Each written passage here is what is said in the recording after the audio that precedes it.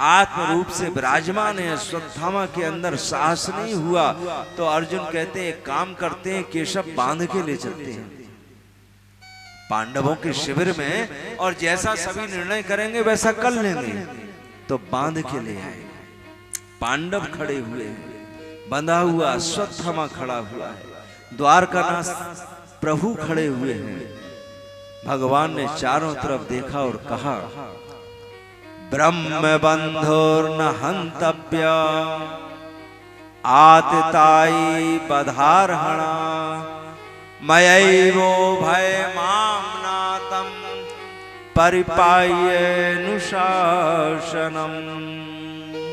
अर्जुन, मैंने शास्त्रों में दो बातें कही, ब्रह्म बंधुर्न हंतव्य,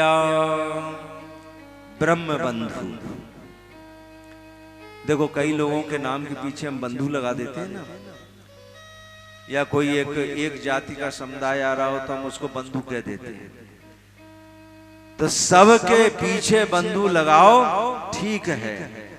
यदि ब्राह्मण के पीछे बंधु शब्द लगा दिया तो उसका अर्थ होता है इससे ज्यादा नालायक दुनिया में कोई नहीं। जितने भी दुर्गुण हैं वो सब इसके अंदर है। इसलिए भगवान ने बंधु शब्द का प्रयोग किया। 50 बुराई कब तक गिनाए, बस एक शब्द लगा दो, बंधु। ब्रह्म बंधुर न हंतव्य, ब्राह्मण कितना भी निकृष्ट हो, कितना भी पतित हो, अर्जुन उसका वध नहीं करना चाहिए। और आतताई बधारहणा, जो आतताई है, जो जघन्य अपराधी है, जो बच्चों की हत्या करता हो, जो किसी के घर में आग लगा दे, जो किसी को विष दे के मार दे, जो किसी की धन और संपत्ति को लूट ले, ये जो जघन्य अपराध करने वाले हैं अर्जुन, इन्हें कभी भी छोड़ना नहीं चाहिए, देखते ही मार देना चाहिए। मयैवो भयमां नातं, ये दोनों बातें मेरे द्वारा कही गई हैं और मेरी दोनों आज्ञाओं का पालन करो। ये अश्वत्थामा ब्राह्मण है, इसलिए छोड़ नहीं, मार नहीं सकते। आतताई है, छोड़ नहीं सकते। भगवान का इशारा समझे अर्जुन, ऐस ही ब्रह्म बंधु नाम बधो नान्योस्ति देह का। देह से वध ब्राह्मणों के लिए नहीं कहा गया। किसी ब्राह्मण का आपको वध करना है तो उसका खूब अपमान करो, अनादर करो और उसको अपने नगर से बाहर निकाल दो। शास्त्रों में इसी को ब्राह्मणों की हत्या कही गई है। तो आतताई है, अपमान करके निकाल दो, वध हो गया। और देह सुरक्षित है, इसलिए वध नहीं भी हुआ। अश्वत्थामा के माथे पे जो मणि है उसको निकाला, अपमान किया, निकाल दिया। अब इसके मन में एक ही बात है कि इन पांडवों ने मेरा अपमान किया है, मैं ऐसा क्या करूं कि मेरे अपमान का बदला पूरा हो जाए। ये नहीं सोचा कि चलो कुछ भी है, बच तो गया, बदला लूंगा, बदला लूंगा, बदला लूंगा। महाभारत युद्ध विराम हुआ, युधिष्ठिर जी महाराज राजगद्दी पे विराजमान हुए। द्वारकानाथ प्रभु बहुत समय तक पांडवों के साथ रहे। कहते हैं कि द्वारका में प्रजा मेरी प्रतीक्षा में है, मुझे द्वारका जाना है। पांडव माता कुंती द्वारकानाथ प्रभु को द्वार तक छोड़ने आती हैं। सारथी रथ तैयार किए हुए खड़ा है और इसी समय अश्वत्थामा ने विचार किया कि मेरे अपमान का बदला जब पूरा होगा जब मैं पांडवों का वंश नाश कर दूं, कुल का नाश कर दूं। पांडवों का वंश चलता अभिमन्यु से, उसे वीरगति प्राप्त हो गई। लेकिन अभिमन्यु की जो पत्नी है उत्तरा, वो इस समय गर्भवती है। अगर मैं उत्तरा के गर्भ को नष्ट कर दूं तो पांडवों का वंश नाश हो जाएगा, तब मुझे चैन पड़ेगा। तो बदला लेने के लिए अश्वत्थामा ने ब्रह्मास्त्र का प्रयोग किया और जैसे ही ब्रह्मास्त्र का प्रयोग किया, उत्तरा का शरीर जलने लगा। और भगवान के भक्तों का एक ही स्वभाव होता है, जीवन में कोई भी संकट आए इधर उधर नहीं भागते, सीधे भगवान की शरण में जाते हैं। उत्तरा ने दौड़ लगाना प्रारंभ किया, दौड़ती जाएं, पुकारती जाएं, पाहि पाहि महायोगिन देव देव जगतपते नान्यम त्वद भयम पश्ये यत्र मृत्यु परस्परम। हे महायोगी, हे देवादिदेव, पाहि माम, मेरी रक्षा करे, मेरी रक्षा करे। दौड़ती दौड़ती आ गई वहां द्वार पर। द्वारकानाथ प्रभु ने अपने सुदर्शन चक्र से उस ब्रह्मास्त्र को शांत किया, अपनी माया के कवच से गर्भ को ढक दिया और स्वयं एक अंगूठे के बराबर रूप धारण करके आज भगवान उत्तरा के उदर में प्रविष्ट होते हैं।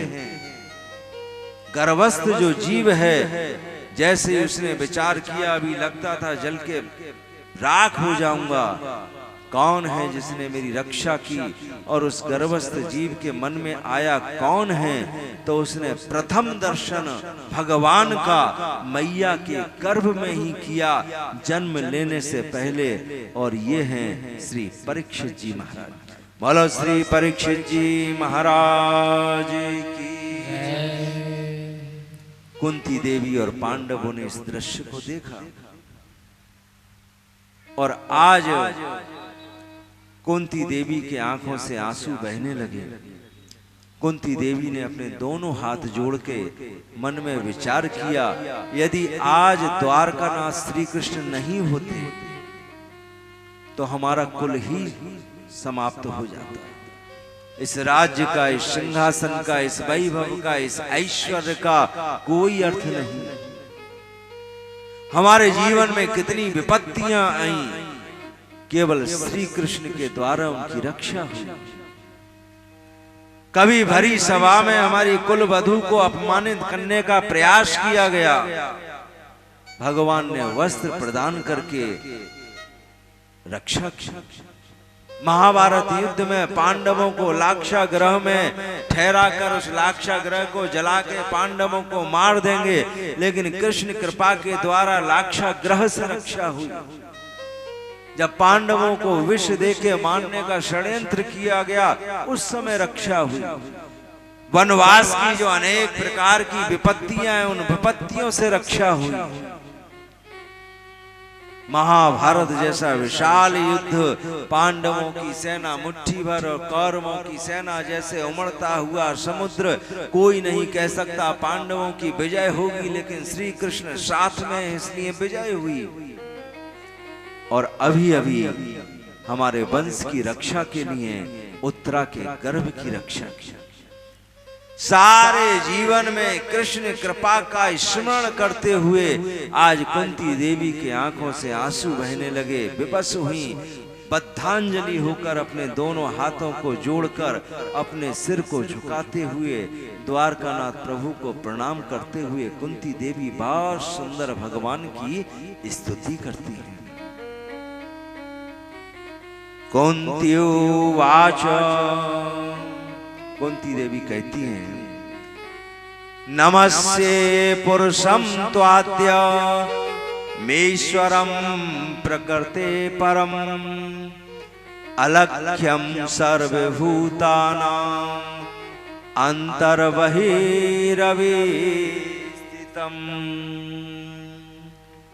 हे आद्य, हे ईश्वर, हे मायातीत परम पुरुष, मैं कुंती देवी आपके चरणों में नमस्कार और प्रणाम करती हूँ। और जैसे ही कुंती देवी ने हाथ जोड़कर झुक के प्रणाम किया, द्वारकानाथ प्रभु 2 कदम पीछे चले गए।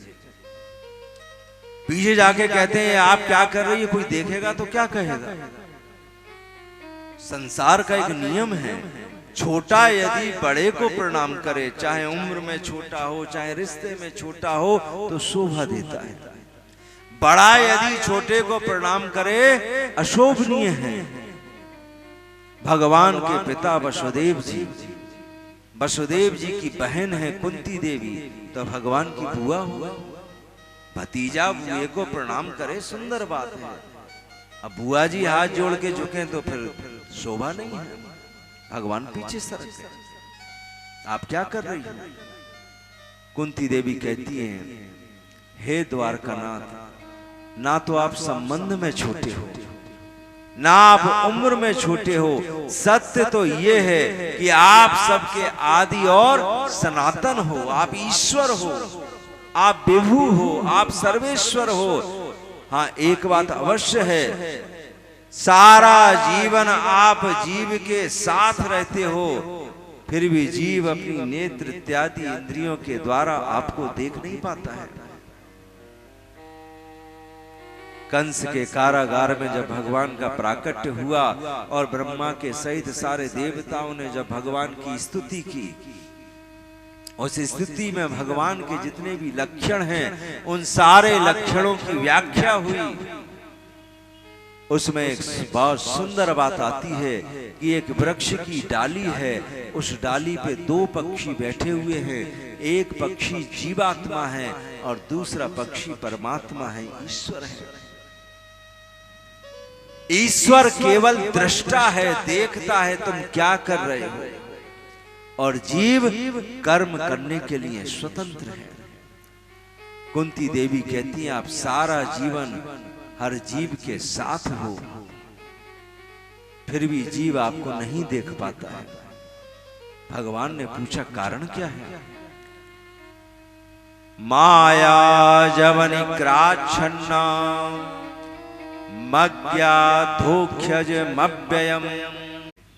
जैसे संसार में दो व्यक्तियों को कितना भी समीप बैठा दिया जाए और उनके बीच में एक पर्दा लगा दिया जाए, उस पर्दे के कारण समीप में बैठे हुए दो मनुष्य एक दूसरे को देख नहीं पाते हैं।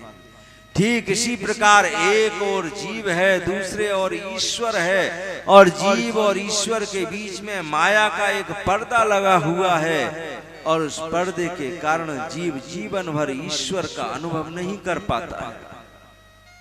और यदि कोई अपने ज्ञान के द्वारा, विज्ञान के द्वारा, बौद्धिक चातुर्य के द्वारा, अपने तर्क के द्वारा, अपने कुतर्क के द्वारा जानने का प्रयास भी करे, तो कुंती देवी ने कहा उसकी बुद्धि भ्रमित हो जाती है। न लक्ष्य से मूढ़ दृशा नटो नाट्य धरो यथा।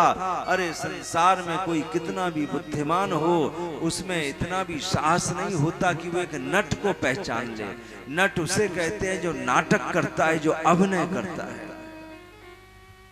नाटक में जो अनेक अनेक प्रकार की वेशभूषाएं हम धारण करते हैं, हमारा कितना भी परिचय हो, हम उसको पहचान नहीं पाए, और नाटक के बाद जब दाढ़ी मूछ और बाल निकाल के और कपड़े बदल के आए तो हम आश्चर्यचकित हो जाएं, अरे तुम थे, हम तो पहचान नहीं पाए।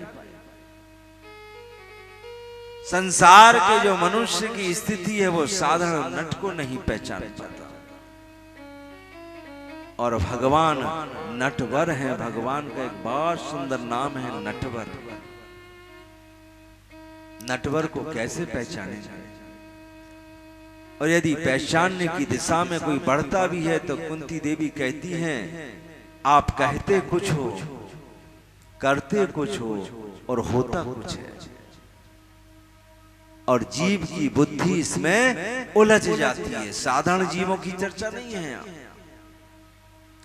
अक्रूर जी महाराज, गर्गाचार्य जी महाराज, देवराज इंद्र, साक्षात ब्रह्मा जी जिनकी सृष्टि में हम रहते हैं, इन सब की बुद्धि ईश्वर के विषय में भ्रमित हो गई। ब्रह्मा जी की भ्रमित हुई तो ब्रह्म मोहन लीला, इंद्र की भ्रमित हुई तो गोवर्धन लीला हुई, अक्रूर जी की भ्रमित हुई तो उनको यमुना में स्नान करना पड़ा, गर्गाचार्य जी की भ्रमित हुई तो जब बाल कृष्ण प्रभु साक्षात भोग लगा रहे थे तो मैया यशोदा को पुकारने लगे कि तुम्हारे लाला ने सब झूठा खूटा कर दिया। साधारण बुद्धि वालों की तो चर्चा नहीं है, इनकी भ्रमित हो जाती है। कुंती देवी कहती हैं, आपने महाभारत युद्ध में शस्त्र ना धारण करने की प्रतिज्ञा की, लेकिन आपने शस्त्र धारण किया। आपकी इस बात को माने कि इस बात को देखें। आपने वचन दिया है कि मैं सम्माननीय लोगों की रक्षा करूंगा। सम्माननीय लोगों की रक्षा का आप दावा करते हैं, फिर भी इस पृथ्वी के सर्वश्रेष्ठ सम्माननीय भीष्म पितामह का आपने संहार करा दिया। दो से भगवान का सबसे ज्यादा प्रेम है, एक द्रौपदी और दूसरी सुभद्रा। द्रौपदी से श्री कृष्ण का सख्य भाव है, सखी है भगवान की, और सुभद्रा बहन है भगवान की। और श्री कृष्ण द्रौपदी और सुभद्रा से सबसे अधिक प्रेम करते हैं। यदि इस दृश्य को देखें कि द्रौपदी और सुभद्रा से श्री कृष्ण का अतिशय प्रेम है, तो अर्थ सामने निकल के आएगा, इनके जीवन में कोई कष्ट नहीं होगा। और इन दोनों को आपने ऐसा कष्ट दिया है जिससे बड़ा कष्ट इस संसार में दूसरा नहीं हो सकता। एक मैया के लिए सबसे बड़ा कष्ट है उसके पुत्रों की हत्या हो जाना। द्रौपदी के पुत्रों की हत्या हुई, सुभद्रा के पुत्र की हत्या हुई, और पुत्रों का वध या पुत्र की मृत्यु, इससे बड़ा कष्ट माता को नहीं हो सकता है जीवन में। और ये कष्ट आपने द्रौपदी और सुभद्रा को प्रदान किया है, जिनसे आप अतिशय प्रेम करते हो। ये सब मैंने अपनी आंखों से देखा है। इस संसार में अज्ञानियों की जो अयोग्यता है, वही पर्दे के रूप में उपस्थित होकर कुंती देवी कहती हैं, हे द्वारकानाथ, आपके दर्शन में बाधा उत्पन्न करती हैं। जब बड़े बड़े ज्ञानी, बड़े बड़े त्यागी, बड़े बड़े सिद्ध, बड़े बड़े महापुरुष आपको नहीं पहचान पाए, तो मैं तो स्त्री हूं, मैं कोई ज्ञानी नहीं हूं। बस मैं तो एक बात जानती हूं, इस संसार में उसका जीवन सफल है, इस संसार में उसका जीवन धन्य है जिसने अपनी जिंदगी में कुछ ऐसा किया हो कि कृष्ण उस पे रीझ कर उसको स्वीकार कर ले, उसको अपना ले। जिसने अपने जीवन में कुछ ऐसा नहीं किया कि कृष्ण की दृष्टि उसके जीवन पे पड़ जाए। कुंती देवी कहती है, उसने अपना जन्म, उसने अपना जीवन और अपने को जन्म देने वाली जो मैया है, इन तीनों को धिक्कार दिया है। द्वारकानाथ प्रभु मुस्कुराए, ऐसे कौन हैं जिन्हें मैंने स्वीकार किया है? ऐसे कौन हैं जिनका जीवन सफल है? तो कुंती देवी अपनी स्तुति में एक बहुत सुंदर श्लोक कहती हैं, कृष्णाय वासुदेवाय देवकी नंदनाय च नंद गोप कुमाराय गोविंदाय नमो नमः। नमः पंकज नाभाय नमः पंकज मालिने नमः पंकज नेत्राय नमस्ते पंकजांघ्रये। सबसे पहले अपने भाई का नाम लिया, वसुदेव जी का पिता के रूप में स्वीकार किया। वसुदेव जी के पुत्र होने के कारण भगवान वासुदेव नाम से विख्यात हुए। मेरे भाई का जीवन सफल है। कृष्णाय वासुदेवाय। और उनसे भी अधिक सौभाग्यशालिनी उनकी पत्नी देवकी, जिन्हें आपने माता के रूप में स्वीकार किया है। देवकी नंदन नाम से आप विख्यात हुए, देवकी नंदनाय चा। लेकिन वसुदेव और देवकी को तो आपने माता और पिता के रूप में स्वीकार किया है, लेकिन जो वात्सल्य रस है, जो बाल लीलाओं का आनंद माता और पिता को प्राप्त होता है, वो इन्हें प्राप्त नहीं हुआ। वह प्राप्त हुआ है नंद गोप कुमार आए। ब्रज में एक नंद नाम के गोप हैं जिन्हें नंद बाबा कहते हैं, और उनकी पत्नी यशोदा जी को। वसुदेव और देवकी से अधिक धन्य जीवन नंद बाबा और यशोदा मैया का है। सारी बाल लीलाओं का आनंद आपने उन्हें प्रदान किया है। नंद गोप कुमाराय गोविंदाय नमो नमः। आपकी जितनी भी लीलाएं हैं उनमें आपकी जो गौचारण लीला है वो बहुत ही सुंदर लीला है। स्वयं आपने गौ की सेवा करके गौचारण लीला का संपादन किया और इसीलिए आप एक बहुत सुंदर नाम से विख्यात हुए, गोविंदाय नमो नमः। गो यानी गाय, विंद यानी पालन करना, जिसने स्वयं गौओं का पालन किया हो और इसलिए भगवान का बड़ा सुंदर एक नाम पड़ा, गोविंद। गोविंदाय नमो नमः। एक और अर्थ है इसका। गो का अर्थ होता है इंद्रियां और विंद का अर्थ होता है पालन करना। अपने शरण में रहने वाले की समस्त इंद्रियों का पालन करने में जो सक्षम है वही गोविंद है। और इसीलिए कृष्ण की शरण में रहने वाले को इस संसार में कहीं भी भटकने की आवश्यकता नहीं होती है। कृष्ण का एक बहुत सुंदर नाम गोविंद इसीलिए है, जो शरण में आ गया समस्त इंद्रियों का पालन करते हैं उसके जीवन के सारे भटकाव दूर हो जाते हैं। गोविंदाय नमो नमः। एक और अर्थ है इसका। गो का अर्थ वही इंद्रियां, विंद का अर्थ वही पालन करना, लेकिन यह अर्थ उल्टा हो गया। यहां इंद्रियां हमारी नहीं हैं और भगवान पालन नहीं कर रहे हैं, यहां इंद्रियां भगवान की हैं और भक्त सेवा के द्वारा उनकी इंद्रियों का पालन करता है। और ये प्रेम की विशेषता है। ईश्वर पूर्ण काम है। नमः पंकज नेत्राय नमस्ते पंकजांघ्रे। कुंती देवी कहती हैं आपको कमल का फूल बहुत प्रिय है। चारों तरफ जल है, शेष शैया पे भगवान लेटे हुए हैं, उनकी नाभि से कमल का फूल उत्पन्न हुआ है और उस पे ब्रह्मा जी प्रकट हुए हैं। नमः पंकज नाभाय। हे प्रभु आपकी नाभि में कमल है। नमः पंकज मालिने। कवि द्वारकानाथ प्रभु महापंकज नेत्राय। आपके जो नेत्र हैं वो कमल के समान सुदीर्घ और शीतलता प्रदान करने वाले हैं।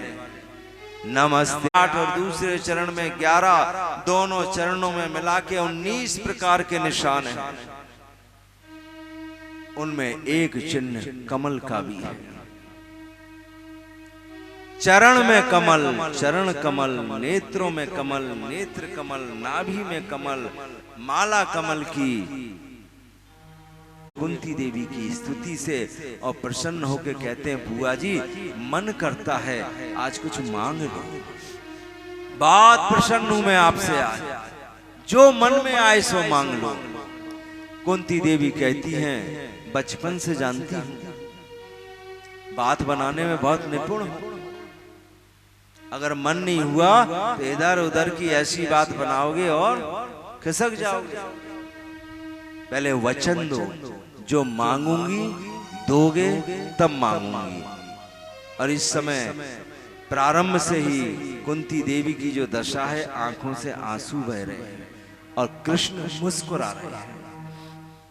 भगवान ने वचन दिया और जैसे ही कुंती देवी ने वरदान मांगा, रोती हुई कुंती देवी मुस्कुरा गई और मुस्कुराते हुए कृष्ण रोने लगे। बेपिदः सन्तु नाशश्वत तत्र तत्र जगद्गुरु भवतो दर्शनम यत्स्या पुनर्भव। कुंती देवी कहती हैं आप सही कहते हो, हमारे जीवन में आज सुख का समय प्रारंभ हुआ तो हे द्वारकानाथ आपका रथ तैयार है, सारथी बैठा हुआ है और आप हमको छोड़कर द्वारका जा रहे हैं। सारा जीवन हमारा कष्ट में रहा, हमारे कष्ट आपको सहन नहीं होते, आप जीवन भर हमारे साथ रहे। मुझे सुख और दुख से कोई लेना देना नहीं है। मैं तो एक बात जानती हूँ कि मेरे नेत्र जब आपका दर्शन करते हैं तो मुझे असीम आनंद की प्राप्ति होती है। मैं मृत्यु पर्यंत उस आनंद को प्राप्त करना चाहती हूँ और उसके लिए सदैव आपको मेरे समीप रहना पड़ेगा। और आपके समीप रहने का केवल एक ही उद्देश्य कि मेरा जीवन कष्ट और दुखों में डूब जाए।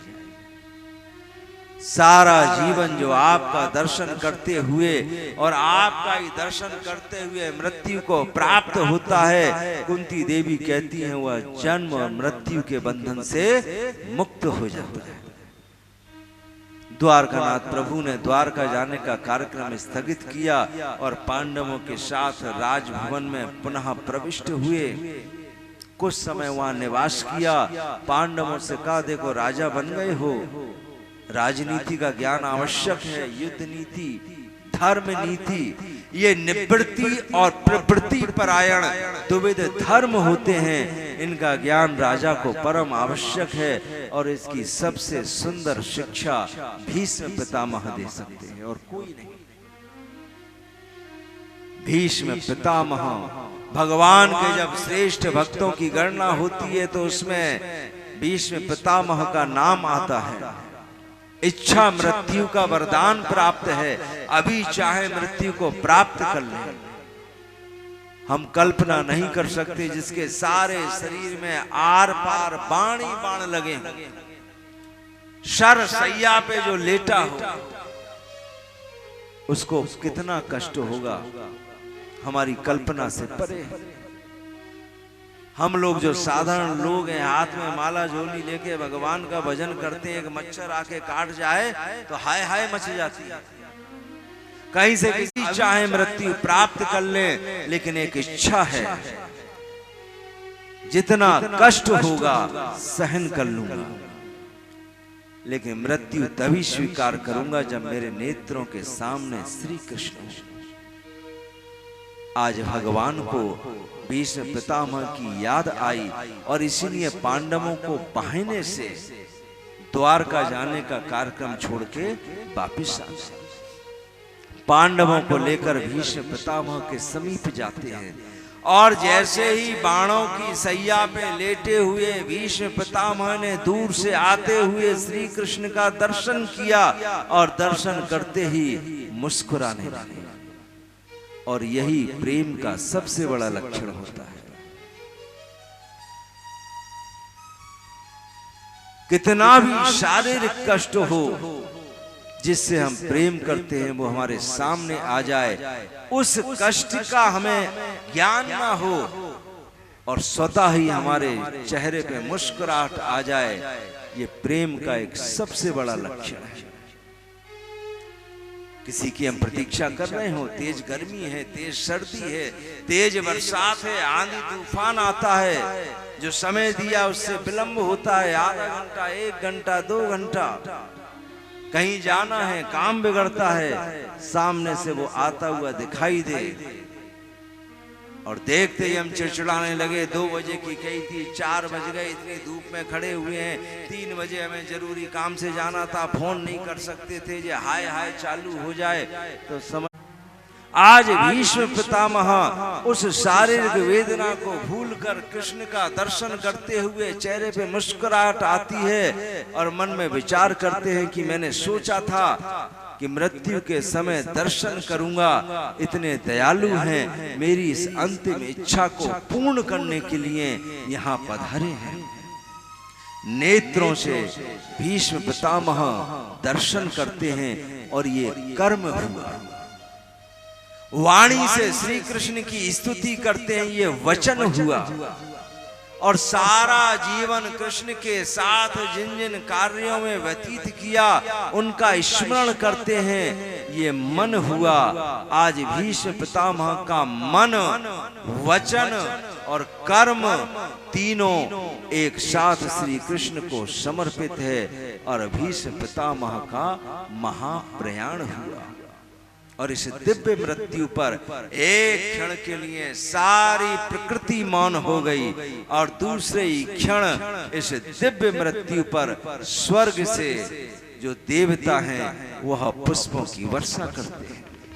पांडवों ने भीष्म पितामह का अंतिम संस्कार किया। कुछ समय भगवान पांडवों के साथ रहे और उसके पश्चात द्वारका प्रस्थान करते हैं। परीक्षित जी महाराज समय के साथ बड़े हुए। विदुर जी ने धृतराष्ट्र और गांधारी को समझाया कि जिन पांडवों को नष्ट करने में कोई कमी नहीं छोड़ी, आज वही पांडव राजगद्दी पे विराजमान हैं। उनके दिए हुए महल में निवास करना, उनके दिए हुए वस्त्र पहनना, उनका दिया हुआ अन्न खाना शोभा नहीं देता है। विदुर जी के समझाने पे धृतराष्ट्र और गांधारी ने राजभवन का परित्याग किया और वन की ओर प्रस्थान किया। युधिष्ठिर जी महाराज ने अर्जुन से कहा, बहुत समय हो गया, कृष्ण का कोई संदेश नहीं, जाओ द्वार का संदेश लेकर जाओ। प्रसन्न भाव से गए थे, लौट कर आए तो उदास हैं। उदासी का कारण पूछा। अर्जुन कहते हैं, मैं ही नहीं, हम सब की प्रसन्नता का केवल एकमात्र कारण है श्री कृष्ण। द्वारका जाने पे पता चला कि श्री कृष्ण लगभग 125 वर्षों तक इस पृथ्वी पर अपनी सारी लीलाओं के द्वारा सभी को आनंद प्रदान करके सशरीर स्वधाम पधार गए। लगभग भगवान ने 125 वर्षों तक इस पृथ्वी पर निवास किया। जैसे ही युधिष्ठिर जी महाराज ने सुना, परीक्षित जी महाराज का अभिषेक किया, राज्याभिषेक किया, राजगद्दी प्रदान की और पांडवों ने स्वर्गारोहण किया। उस समय की प्रथा थी, राजा दिग्विजय के लिए निकलता था। परीक्षित जी महाराज दिग्विजय के लिए निकलते हैं। देखा एक राजाओं जैसा रूप रंग धारण किए हुए व्यक्ति एक गाय और एक बैल को दंड दे रहा है। पृथ्वी जब भी रूप धारण करती है, गौ का रूप धारण करती है। धर्म जब भी रूप धारण करता है, बैल का रूप धारण करता है। परीक्षित जी महाराज ने देखा, क्योंकि जब श्री कृष्ण इस पृथ्वी को छोड़कर गए, द्वापर युग पूर्ण हुआ और कलयुग का प्रारंभ हो गया। कलयुग का स्वभाव है धर्म को नष्ट करना, पृथ्वी पे अत्याचार। लेकिन परीक्षित जी महाराज ने सोचा, जब तक मैं राजा हूं कलयुग का प्रभाव नहीं होगा। अपना धनुष बाण निकाला। वह राजाओं जैसा रूप धारण किए हुए व्यक्ति दौड़ कर आता है, परिचय देता है, मेरा नाम कलयुग है। परीक्षित जी महाराज ने कहा, कलयुग तुम्हारे अंदर बुराई ही बुराई है, एक केवल अच्छाई है। सारे दुर्गुण तुम्हारे अंदर हैं। कलयुग में कितना भी कोई सज्जन होगा, फिर भी उसके अंदर दो चार गलतियां तो होंगी, क्योंकि कलयुग बुराइयों का, गलतियों का, त्रुटियों का एक समुद्र है और उसमें हम सब डूबे हुए हैं। कलेर दोष निधे राजन, श्री सुखदेव स्वामी कहते हैं, राजा परीक्षित, कलयुग बुराइयों का समुद्र है। लेकिन परीक्षित जी महाराज कहते हैं, कलयुग तुम्हारे अंदर एक ऐसा गुण है जो ना सतयुग में था, ना त्रेता में था, ना द्वापर में था। और इसीलिए सतयुग, त्रेता और द्वापर के लोग प्रार्थना करते हैं, प्रभु जन्म देना तो कलयुग में देना, क्योंकि ईश्वर की प्राप्ति कलयुग में बहुत सरल है। सतयुग में ईश्वर की प्राप्ति करना है, दुनियादारी छोड़ो और ध्यान लगा के बैठो, और ध्यान भंग हो गया तो साधना टूट गई, बहुत कठिन है। त्रेता में यज्ञ के द्वारा ईश्वर की आराधना होती थी और यज्ञ के लिए बहुत शारीरिक शक्ति और धन की आवश्यकता होती है, जो हर एक के पास नहीं है। द्वापर में अर्चना के द्वारा ईश्वर की प्राप्ति। अब अपनी सेवा तो हो नहीं पाए, ठाकुर जी की सेवा सब कर लें, बहुत कठिन काम है। लेकिन कलयुग में न ध्यान, न यज्ञ, न अर्चना, फल वही ईश्वर की कृपा की प्राप्ति। साधन सबसे सरल यत् फलम नास्ति तपसा ना योगेन समाधिना तत्फलम लभते सम्यक कलौ केशव कीर्तनात्। कलयुग का प्राणी कोई वाद्य यंत्र बजाना जानता है तो बहुत बढ़िया, नहीं ताली बजाए और भगवान के जो बहुत सारे नाम है उनका कीर्तन करे। कलयुग में ऐसी व्यवस्था है कि जो भगवान के बहुत सारे नामों का कीर्तन करेगा केवल इसके द्वारा ही उसको ईश्वर की प्राप्ति हो जाएगी या ईश्वर की कृपा उसके ऊपर बरसने लगेगी।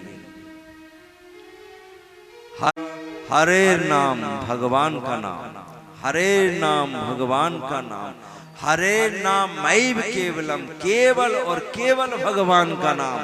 कलौ, इस कलयुग में नास्तेव नहीं है, नास्तेव नहीं है, नास्तेव नहीं है, गति अन्यथा सदगति का और कोई शासन।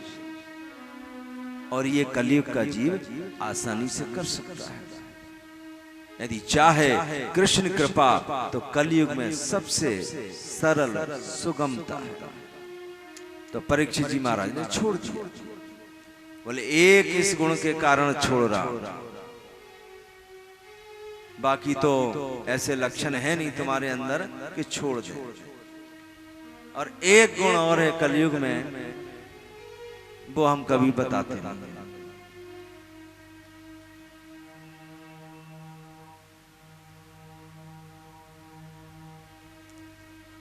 अब अशोक क्या कथा है तो बता दे, दोस्त है ना। कोई और यजमान होते हैं तो ये बात नहीं बताते। कलयुग में एक और गुण है, मन से बैठे बैठे चढ़ाते रहो, पूरा फल मिलता है। चढ़ाना नहीं है, बस बैठे बैठे मन से। सर्दी पड़ रही है, बहुत सारे गरीबों को बढ़िया कंबल, जब मन से ही बांटना है तो सस्ते क्यों बांटे, बढ़िया लुधियाना के कंबल 1000 बांट दिए, लंगर लगा दिया, चल रहा है भोजन, दृश्य दिख रहा है, कथा चल रही है, बोले 2-2 हजार की गट्टी चढ़ा। मन से चढ़ा रहे ना तो 150 क्या चढ़ा। बैठे बैठे मन से चढ़ाते रहो, पूरा फल मिलता है। ये व्यवस्था केवल कलयुग में, और इसीलिए ये बात बताते नहीं है क्योंकि इसमें नुकसान हमारा ही है। अब ये परम मित्र अशोक, इन्हें बताओ या ना बताओ कोई फर्क नहीं पड़ता है, तो बता दिया, ये कलयुग की विशेषता है। पूर्ण कर्म, श्लोक है भागवत में, पूर्ण कर्म संकल्प से ही फलीभूत हो जाते हैं। अब उसको व्याख्या में कैसे भी समझ लो, कोई भी पुण्य कर्म आप बैठकर ध्यान से संकल्प में करो, उसका पूरा फल प्राप्त हो जाएगा।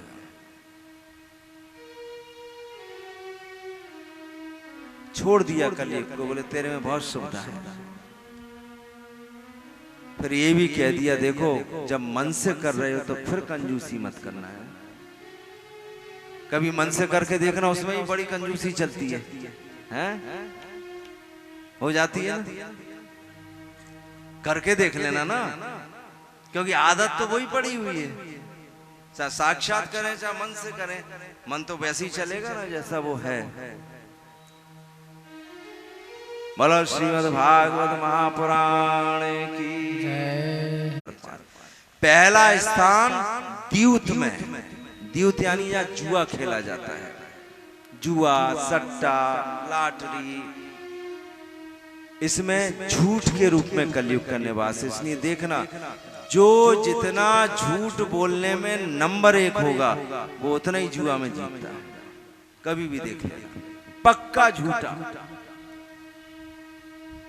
24 घंटे झूठ बोले, देखो थोड़ी बहुत झूठ बोलेंगे तो पकड़ में आ जाती है। सुबह उठते से लेके रात को सोते तक बोलना ही झूठे, तो पकड़ेगा कोई क्या। तो द्यूत में झूठ के रूप में। दूसरा मद्यपान, भारी भीड़ रहती है दुकान में।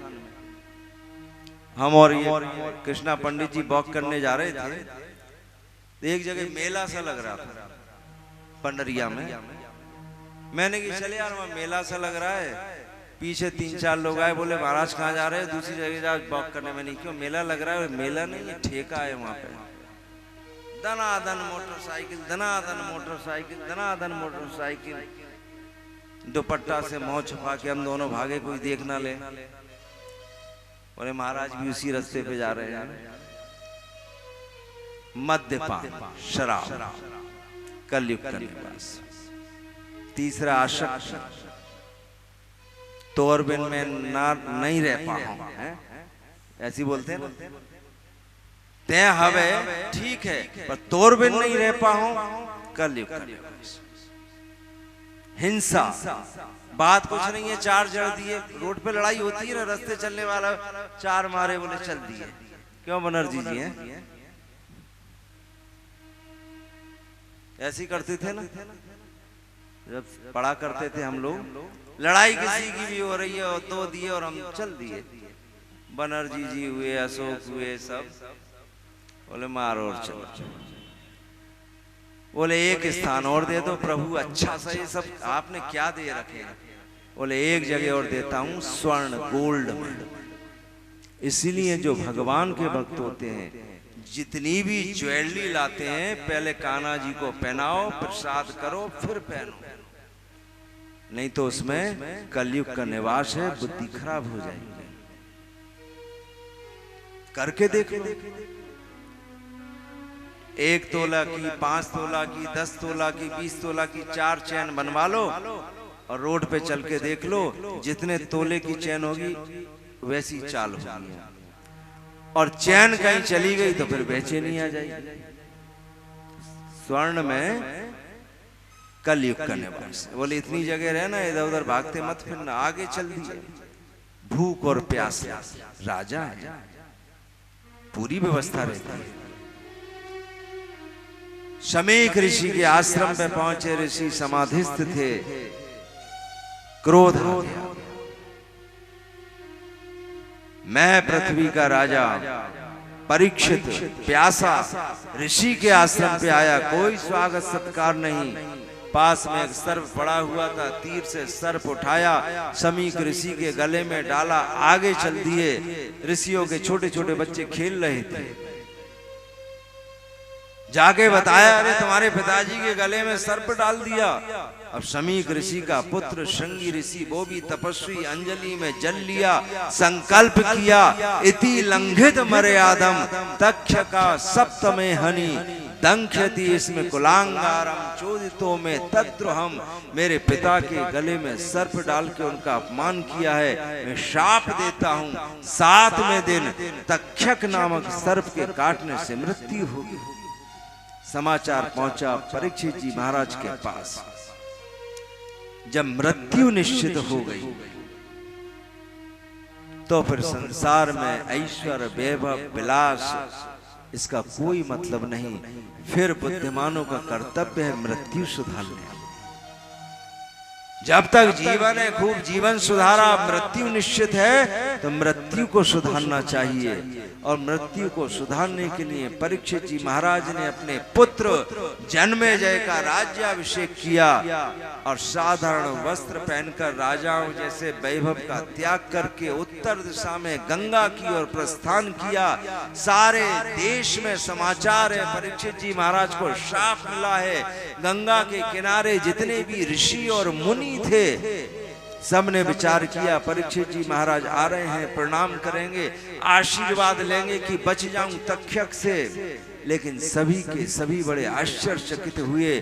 परीक्षित जी महाराज ने उन गंगा के किनारे साधु संतों के चरणों में प्रणाम किया और प्रणाम करके निवेदन किया, पुनश्च भूयाद भगवत्यनन्ते रतिः प्रसंगश्च तदाश्रयेषु महत्सु याम यामुपयामि सृष्टिम मैत्रेस्तु सर्वत्र नमोदयेभ्यः। आप सभी महापुरुषों के चरणों में प्रणाम करके मैं परीक्षित केवल इतना ही कहना चाहता हूँ कि मैंने जो अपराध किया है, अपराध के कारण मुझे जो शाप मिला है वह मुझे स्वीकार है। आपसे मैं केवल इतना आशीर्वाद चाहता हूँ कि मृत्यु के पश्चात जिस योनि में भी मेरा जन्म हो, आप आशीर्वाद दें कि इस समय भगवान के प्रति और भगवान के भक्तों के प्रति मेरे हृदय में जो प्रेम भाव है, जो मैत्री का भाव है, वो दूसरी योनि और हर योनि में भी बना रहे।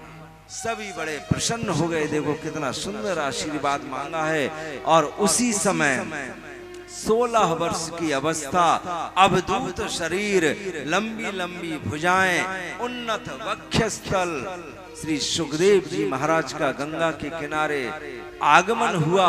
सभी ऋषि मुनियों ने बताया, हे राजा परीक्षित, ये श्री सुखदेव स्वामी हैं। यदि इनके चरणों में आश्रय प्राप्त हो गया तो निश्चित ही 7 दिनों में तुम्हारी मृत्यु सुधर जाएगी। और इस संसार में जिसकी मृत्यु सुधरती है उसी का जीवन सफल माना जाता है।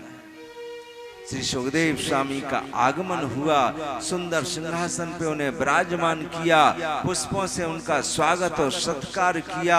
चरणों में परीक्षित जी महाराज अवस्थित हुए, गुरुदेव के रूप में वरण किया और गुरुदेव के रूप में वरण करके चरणों में प्रणाम करते हुए पूछते हैं, अतः पृच्छामि संसिद्धिम योगिनाम परमम गुरुम पुरुषस्येह यत् कार्यम म्रियमाणस्य सर्वथा यच्छ्रोतव्य मथो जप्यम यत् कर्तव्यम नभि प्रभो स्मर्तव्यम भजनीयम वा ब्रूहि यद्वा विपर्ययम्। गंगा के किनारे गुरुदेव श्री सुखदेव स्वामी और परीक्षित जी महाराज का मिलन। और सबसे प्रथम जो जिज्ञासा है वो जीवन के विषय में नहीं, मृत्यु के विषय में है। हे गुरुदेव, जिसने संसार में जन्म लिया है वो कुछ भी कर ले, मृत्यु से नहीं बच सकता है। जीव म्रियमाणस्य, जन्म के साथ ही मृत्यु निश्चित है। जीव मृत्यु को प्राप्त है। संसार में बहुत सारी चीजों को पाने के लिए हम प्रयास करते हैं, निश्चित नहीं कि वो हमको मिलेंगी अथवा नहीं मिलेंगी। मृत्यु कोई नहीं चाहता, पर वो सबको निश्चित मिलती है। और इसलिए बुद्धिमानों का कर्तव्य है।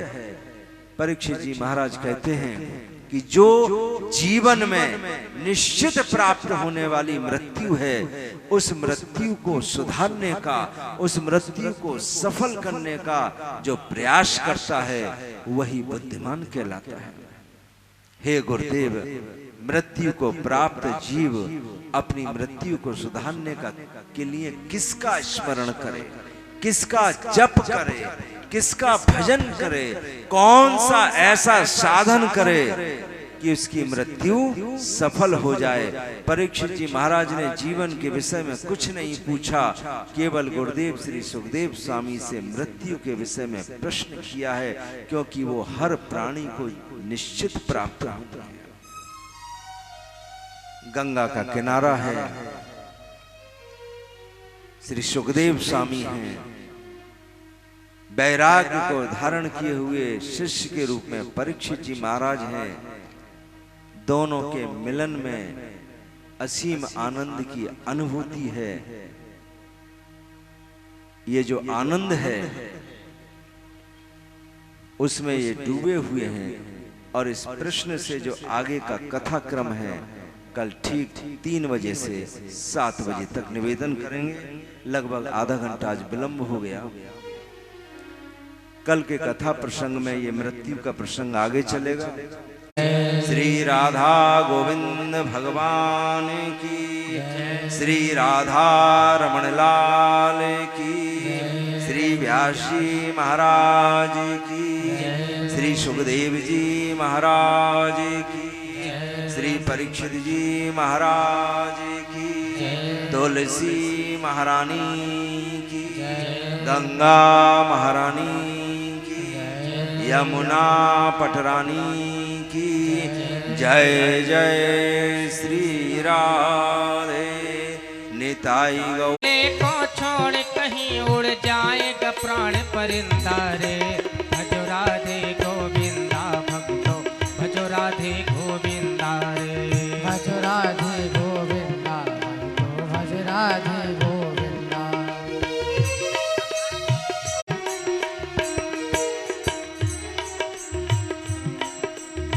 मांगे कोई भी दुख ना बाटे, सब साथी हैं झूठे जगत के। सब साथी हैं झूठे जगत के, सच्चा एक गोविंदा रे। भजो राधे गोविंदा जाएगा प्राण परिंदा रे। भजो राधे गोविंदा भज राधे गोविंदा।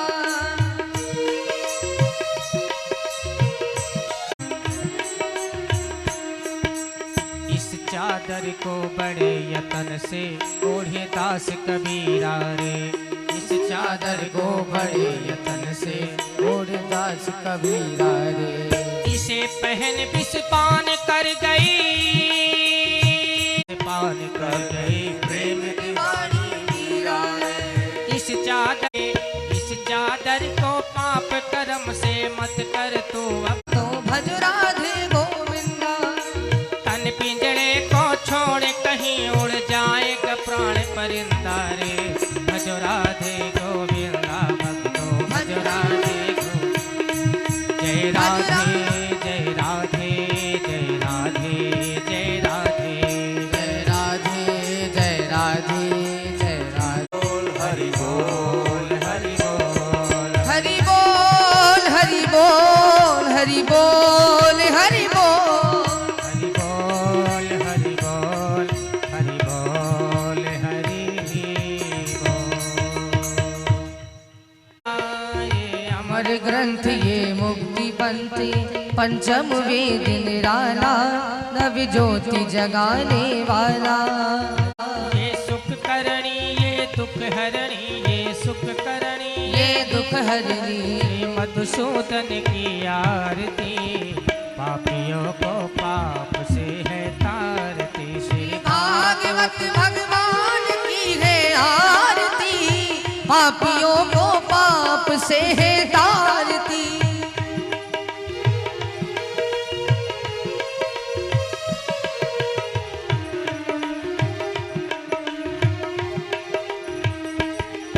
ये मधुर बोल जगवंत बोल सन्मार्ग दिखाने वाला, बिगड़ी को बनाने वाला। ये मधुर बोल जगपंथ खोल सन्मार्ग बताने वाला, बिगड़ी को बनाने वाला।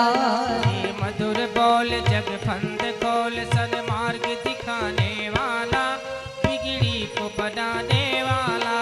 ये मधुर बोल जगपंथ खोल सन्मार्ग बताने वाला, बिगड़ी को बनाने वाला। श्री राम यही घनश्याम यही श्री राम यही घनश्याम यही प्रभु के महिमा की आरती, पापियों को पाप से है तारती। श्री भागवत भगवान की है आरती, पापियों को पाप से है तारती। भागवत भगवान की है आरती, पापियों को पाप से है तारती। श्री भागवत भगवान की है आरती, पापियों को पाप से है तारती। भागवत भगवान की है आरती, भागवत भगवान की है आरती। जलेन शीतलीकरणं पुष्पै देवाभिवन्दनम्